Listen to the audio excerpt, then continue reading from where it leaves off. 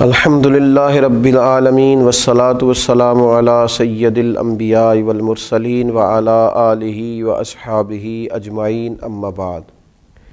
اعوذ باللہ من الشیطان الرجیم بسم اللہ الرحمن الرحیم وشاورہم فی الامر فاذا عزمت فتوکل علی اللہ ان اللہ یحب المتوکلین صدق اللہ العظیم اللہم صلی علی سیدنا و مولانا محمد معدن الجود والکرم وآلہ وصحبہ وبارک وسلم۔ حمد و صلوات کے بعد روحانی مسائل اور روحانی بیماریوں میں سے ایک بڑی بیماری ہے اعتماد خلق، مخلوق پر بھروسہ کرنا۔ اللہ تبارک و تعالیٰ نے رسول پاک صلی اللہ علیہ وسلم نے جو دین عطا فرمایا ہے ہمیں، اس دین میں اسباب اختیار کرنے کا حکم دیا گیا ہے، لیکن بھروسہ اسباب پر نہیں کیا جائے گا، بھروسہ مسبب الاسباب پر کیا جائے گا۔ اسباب اختیار ضرور کیے جائیں گے لیکن توکل اپنے رب کریم پر رکھا جائے گا۔ ہوتا یہ ہے کہ ہمارے ہاں بہت زیادہ اعتماد کر لیا جاتا ہے، بہت زیادہ امیدیں لوگوں سے وابستہ کر لی جاتی ہیں۔ اس کا نقصان پھر یہ ہوتا ہے کہ امیدیں چونکہ عام انسانوں سے وابستہ کی جاتی ہیں، وہ کمزور ہوتے ہیں، تو بہت ساری امیدیں ٹوٹتی ہیں۔ ان ٹوٹتی ہوئی امیدوں پر بہت سارے لوگ پریشان بھی ہوتے ہیں، شکوے بھی کرتے ہیں اور نقصان بھی اٹھاتے ہیں۔ خلق پر زیادہ اعتماد نہ کیا جائے، اعتماد تو خالق پر کیا جائے۔ کتنے ہی لوگ ہیں جو زمانے میں مایوسی کی گفتگو اس لیے کرتے ہیں کہ انہوں نے بہت سارے لیڈروں کے وعدوں پر یقین کر لیا تھا، ان کی لمبی اور زبردست تقریروں کو سچ مان لیا تھا، پھر ہوا یہ کہ ان کی جب امیدیں ٹوٹنے لگیں تو وہ لوگ پریشان ہونے لگے۔ اس لیے اسباب پر بھروسہ نہیں، یہ مسلمان کی شان ہے۔ جب اس کا یہ ذہن بن جائے، جب اس کو یہ بات نصیب ہو جائے کہ اس نے ہر حال میں بھروسہ اپنے رب کریم پر کرنا ہے، پھر وہ طاقتور ہوتا ہے، پھر وہ مضبوط ہوتا ہے، پھر زندگی کی بہت ساری چیزوں کو وہ بڑی آسانی سے نبھا جاتا ہے، بہت ساری مشکلات سے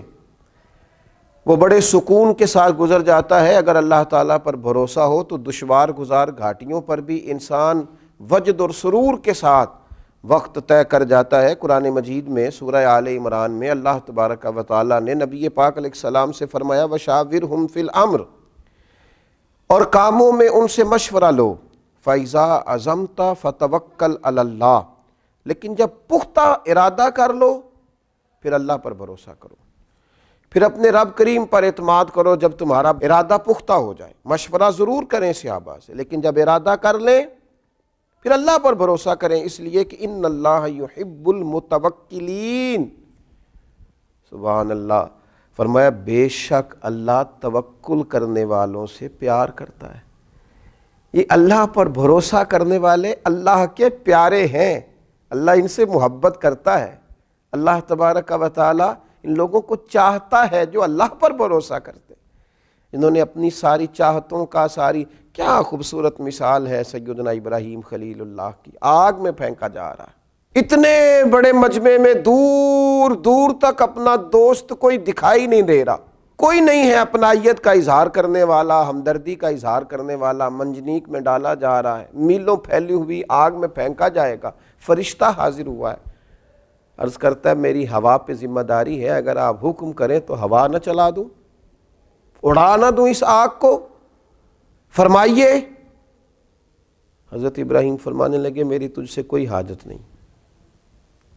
پھر بارش کے فرشتہ عرض گزار ہے حضور اگر اجازت ہو تو ایسا مینہ برساؤں کہ یہ ساری آگ ٹھنڈی ہو جائے۔ فرمایا تجھ سے کوئی حاجت نہیں ہے۔ وَاتَّخَذَ اللَّهُ إِبْرَاهِيمَ خَلِيلًا، میری تو اس سے حاجت ہے جس نے مجھے خلیل بنایا ہے۔ میرا بھروسہ تو اپنے رب کریم پر ہے۔ اعتماد خلق چھوڑ دیا، اب آرزوؤں کا مسکن، محبتوں کا منبع، دعاؤں کی جگہ، ہر چیز اپنے رب کو مان لیا ہے۔ اب وہ جس حال میں رکھے گا اسی حال میں رہنا ہے، اب وہ جو عطا کرے گا اسی پر شاکر ہونا ہے، وہ جس آزمائش میں ڈالے گا اس پر صابر ہونا ہے، جس رستے چلائے گا خوشی سے چلنا ہے۔ بھروسہ اللہ پر، اعتماد اپنے رب پر، اپنے مالک کریم کی ذات پر، ساری توجہات اسی کے دیے ہوئے پر قناعت، اسی پر صبر، اسی کا شکر، اسی کے لیے دل کی ساری چاہتیں، اسی کی طرف انسان کا سارا رجوع۔ میرے نبی اکرم نور مجسم شفیع معظم صلی اللہ تعالیٰ علیہ وسلم نے جب اپنے صحابہ کے دلوں میں یہ بات پوری طرح ڈال لی تھی نا کہ تم نے اللہ پہ بھروسہ کرنا ہے، اعتماد خلق نہیں اعتماد خالق کرنا ہے، تو اس کا لازمی نتیجہ یہ نکلا تھا کہ وہ 313 تلواریں لے کر نعرے لگاتے ہوئے بدر کی طرف بڑھ گئے تھے۔ دوسری طرف بھروسہ تھا تلواروں پر، نیزوں پر، برچھیوں پر، تعداد پر، یہاں بھروسہ تھا اللہ رسول پر۔ نتیجہ کیا نکلا؟ جن کا رب رسول پر بھروسہ تھا انہیں فتح نصیب ہو گئی، اور جو دنیا کے ظاہری اسباب پر بھروسہ کیے ہوئے تھے وہ خائب و خاسر ہو کر لوٹ گئے۔ اسباب سارے اختیار کیے جائیں گے، کوشش تمام اسباب کی جائے گی، لیکن سارے اختیار حاصل کر کے وہ جو میرے رسول پاک صلی اللہ تعالی علیہ وسلم نے صحابی سے کہا تھا نا کہ اونٹ کو پہلے باندھ لے، لیکن باندھنے کے بعد بھی بھروسہ اللہ پہ کرنا، یہ خیال رکھنا کہ اسے چور سے، ڈاکو سے، ہر چیز سے اس کی حفاظت اللہ تعالیٰ کرے، اسباب اختیار کریں، محنت کریں، جد و جہد کریں، لیکن لوگوں سے امیدیں رکھنی چھوڑ دیں۔ ہر وقت دوسروں پر یہ شکوہ کرنا کہ تو میرے حقوق ادا کر، تو میرا خیال کر، تو میری بات سن، تو میرے اوپر توجہ دے، تو میری باتوں میں دلچسپی کا اظہار لے، اسے چھوڑ دیں، اپنی توجہات کا مرکز رب رسول کو بنائیں، اللہ تبارک و تعالیٰ کی ذات والا صفات کے ساتھ دل لگائیں۔ میرے نبی اکرم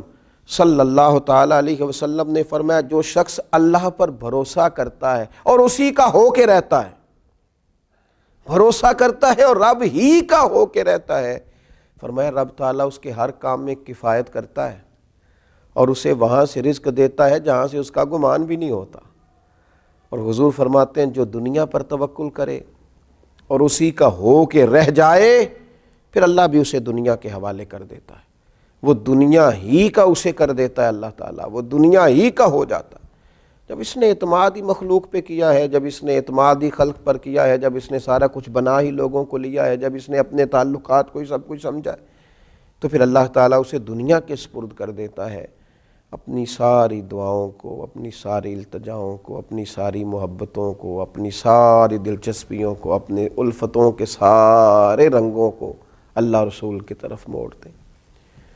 اسی طرف اپنا سارا رخ کر لیں۔ جب کوئی رب کریم کا ہو جاتا ہے تو اللہ تبارک و تعالیٰ کبھی اپنے بندوں کو مایوس نہیں کرتا، وہ کبھی اپنے بندوں کو تنہا نہیں چھوڑتا، وہ کبھی اپنے بندوں کو دنیا کے سپرد نہیں کرتا، وہ کبھی اپنے بندوں کو رسوا نہیں کرتا، وہ کبھی اپنے بندوں کو کسی معاملے میں تنہا نہیں کرتا۔ اللہ سے جب کوئی بندہ دل لگا لیتا ہے تو پھر قرآن مجید کے ان لفظوں کو نہ بھولیے گا کہ اللہ تبارک و تعالیٰ نے کس محبت سے فرمایا کہ ان اللہ یحب المتوکلین، جو اللہ پہ بھروسہ کریں اللہ تو ان سے محبت کرتا ہے، اللہ تو ان سے پیار کرتا ہے۔ اللہ تبارک و تعالیٰ ہمارے دلوں میں صرف اپنی ہی محبت پیدا فرمائے، اپنی ہی بارگاہ کا بھروسہ نصیب کرے۔ آخر دعوانا الحمدللہ رب